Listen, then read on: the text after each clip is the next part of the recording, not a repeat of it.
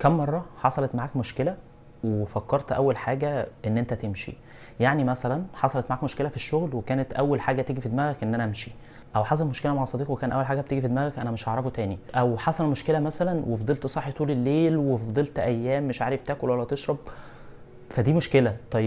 طب هل انا ما بيحصلش معايا المشكله دي؟ لا، ده انا في الحلقه دي بقول لك ان انا اكتر واحد بيحصل معايا المشكله دي، وده اللي خلاني اتكلم في الحلقه دي عن المشكله دي، بحيث ان انا اقول لنفسي حلول واقول لكم واحاول افكر معاكم، يعني اقول لكم انا توصلت لايه، وبناء على كتاب الهشاشه النفسيه لدكتور اسماعيل عرفه اللي هنتكلم عنه في الحلقه دي.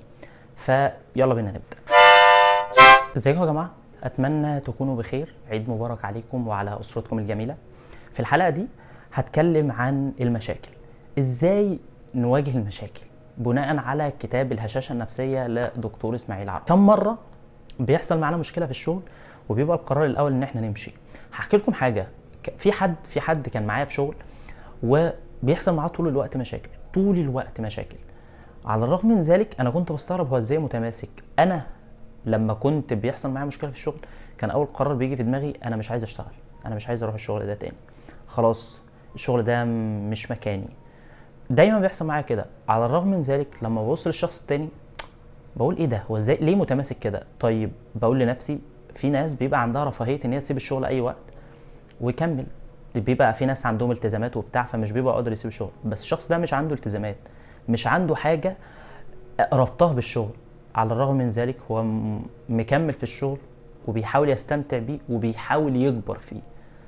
فده اللي كان بيخلينا استغرب كده، ليه بيحصل ده؟ وده اللي اتكلم عنه دكتور اسماعيل عرفه في كتاب الهشاشه النفسيه. فكره الهشاشه النفسيه هو المبالغه في تضخيم المشاعر، المبالغه في تضخيم الحزن والالم، انك تحس ان الالم بتاعك او الحزن بتاعك هو فوق قدرتك على التحمل، انا مش قادر اكمل او مش قادر اتحمل ومحتاج حد يجي يحل لي ده، وبالتالي بتضطر تروح لدكتور نفسي وتبتدي تشوف الحلول معاه. وكمان وجود السوشيال ميديا او الناس اللي بتقول لك ده انت كذا هيبقى عندك كذا مش عارف ايه، ده اعراض كذا، فكره تضخيم الحاجات. يعني شويه حزن مثلا بقى خلاص انا عندي اكتئاب، شويه توتر بقى انكزايتي، واحد مش مركز كويس يقول لك لا ده انت عندك ايه دي اتش دي. حاجات غريبه وحاجات بقينا بنسمعها بتخليك طول الوقت دماغك مشغوله ان انت تروح لدكتور، او ان الدكتور هو اللي هيحل لك حياتك وهينظم لك حياتك. فالكاتب بيسأل هنا هو ليه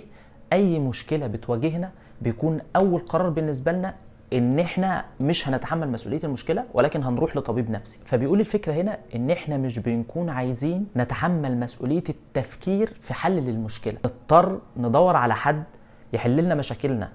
ده بيكون ناتج عن ان احنا عاجزين عن ان احنا نحل مشاكلنا عموما، وده قله خبره مننا. فالكاتب بيقول الطبيعي في الحياه، الطبيعي ان احنا بنمر في حياتنا بمراحل، المراحل دي لازم يكون فيها قلق وحزن عادي، ده بيحصل عادي، هو ده اللي بيكوننا. فمش كل حزن طبيعي في حياتنا اليومية بيكون ناتج عن مرض نفسي. فبيقول القلق والاكتئاب والحزن الناتج عن الحاجات اليومية مش ده اللي بيحتاج لدكتور نفسي. الطبيب النفسي بيكون للصدمات الكبيرة اللي انت فعلا مش قادر تتخطاها، زي وفاة حد.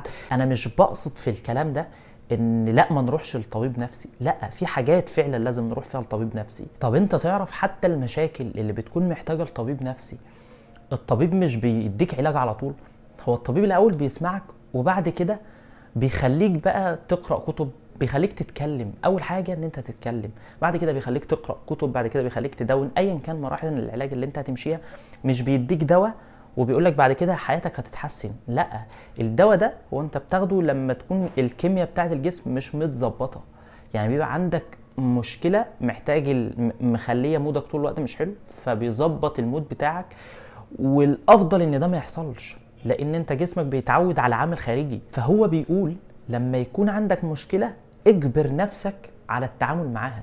جسمك نفسه ربنا خلقه عنده مرونة ان هو يتعامل مع الحزن، لازم يبقى الموضوع بالانسد كده، مش طول الوقت هتبقى مبسوط ولا طول الوقت هتبقى حزين. فجسمك عنده مرونة انه يتكيف مع المشاكل والتغيير. لما يكون عندك حاجة مش عارف تفسرها اقرأ عنها، روح انت دور عليها، ما تسمعش من فيديوهات، كل الفيديوهات المنتشرة اللي بيقولك مش عارف 5 خطوات لو عندك يبقى عندك اكتئاب، 5 حاجات لو عندك يبقى مش عارف عندك ايه. الموضوع ده مش حقيقة. روح انت اقرأ في الحاجة وتعلمها، مش مجرد اي حد يقولك اسمع وخلاص. بمعنى ان انت تخلي المعلومة منك انت مش من حد تاني. بمعنى زي ما الدحيح بيقول كده، مشكلتك يا صديقي هي مشكلتك انت، مشاكلك انت، فانت اللي مسؤول ان انت تحلها. خلي عندك مرونة ان انت هتاخد المشكلة، هي مشكلة بس هي مشكلتك. المشكلة التانية اللي انا اكتشفتها ان انا بستمد طاقتي من الناس اللي حواليا. يعني لو هم قالوا كلام كويس فانا هبقى كويس وعندي طاقة جدا،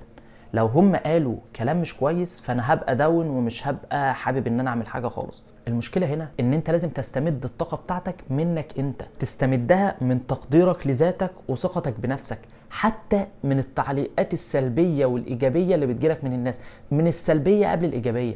يعني أنا معاك إن مش كل الناس كويسة، ولكن خد الكلام اوزنه كده. يعني لو تعليق سلبي انت شايفه سلبي، يعني لو سألت حد عن رأيه وكان رده والله لا هو انت محتاج تشتغل عليها شوية، ما انت ممكن فعلا تبقى محتاج تشتغل على الفكرة شوية، او والله انت محتاج تظبط حاجة معينة، انت ممكن فعلا تكون محتاج تظبط حاجة معينة. ولكن حط في اعتبارك عادي ان يكون في ناس حواليك مش بتحبك، في ناس حواليك مش متقبلة وجودك. وتقبل كمان، بيقول تقبل ان في ناس تطلع مش على قدر ثقتك. يعني مش كل الناس اللي تعاشرهم مهما تكون المدة اللي انت عاشرتهم فيها هتبقى تعرفهم، عادي يخونوك. ازعل بس خد ان الموضوع عادي انه موجود. مش كل الناس انت اللي مربيهم، مش كل الناس انت عارف بيفكروا ازاي، مش كل الناس عارف البيئة اللي هم اتربوا فيها ازاي. فعادي ان يكون في ناس حواليك مش زي ما انت متصور.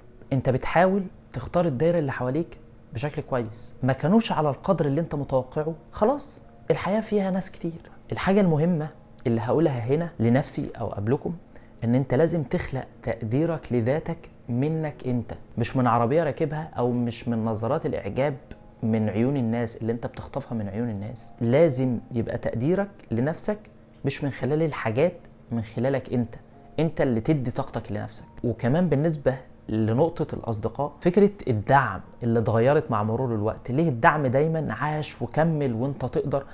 ما ممكن الدعم يكون في نقد، احنا لسه قايلينه قبل كده. ممكن فكرة الدعم تكون انت محتاج مجهود في الجزء ده او محتاج تطور النقطة دي، فبالتالي من النقطة دي تحاول تتحكم في دايرتك. حاول، مش بقولك ان انت هتبقى دايرتك مثالية، ولكن حاول تتحكم في الدايرة او على الاقل في الناس اللي انت بتستمد منهم معلوماتك. كمان بيقول وقت المشكلة سيب نفسك وما تتهربش من المشكلة. تعلم واعرف ان انت بتتطور وبتكتسب خبرة، ولكن حاول يكون عندك هوية واضحة تكتسب من خلالها تقديرك لذاتك. يعني ايه؟ اسأل نفسك انت مين، عاوز ايه في حياتك، ايه المبادئ اللي انت متمسك بيها في حياتك، ومن هنا هتخلق هوية لنفسك واضحة للتفكير.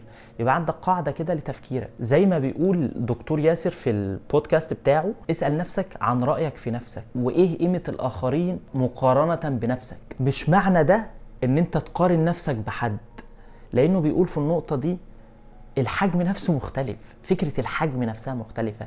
يعني لو جيت اقارن النوت بوك دي مثلا مقارنة بلوحة فالنوت بوك صغيرة، طب مقارنة بنملة فالنوت بوك كبيرة. فهو بيقول ما تقارنش نفسك بحد، ولكن اعرف حجمك انت. فهو بيقول اعتمد على نفسك واعرف ان انت قادر على فعل الكثير، مش محتاج حد يحل لك المشكلة. ممكن يكون الكلام مش مرتب، ولكن انا حاولت اقول لكم الافكار اللي انا كتبتها. يعني اتمنى تكونوا طلعتوا بحاجة من الحلقة دي، واتمنى تكون الحلقه عجبتكم. تنسوش طبعا لو عجبكم الفيديو تعملوا لايك وشير وسبسكرايب. وانا حابب اقرا كده اشوفكم تقولوا لي انت تقديرك لنفسك نابع من ايه. يعني لو حبيتوا تجاوبوا على السؤال ده هقرا كل الكومنتس الموجوده، واشوفكم الحلقه اللي جايه. سلام.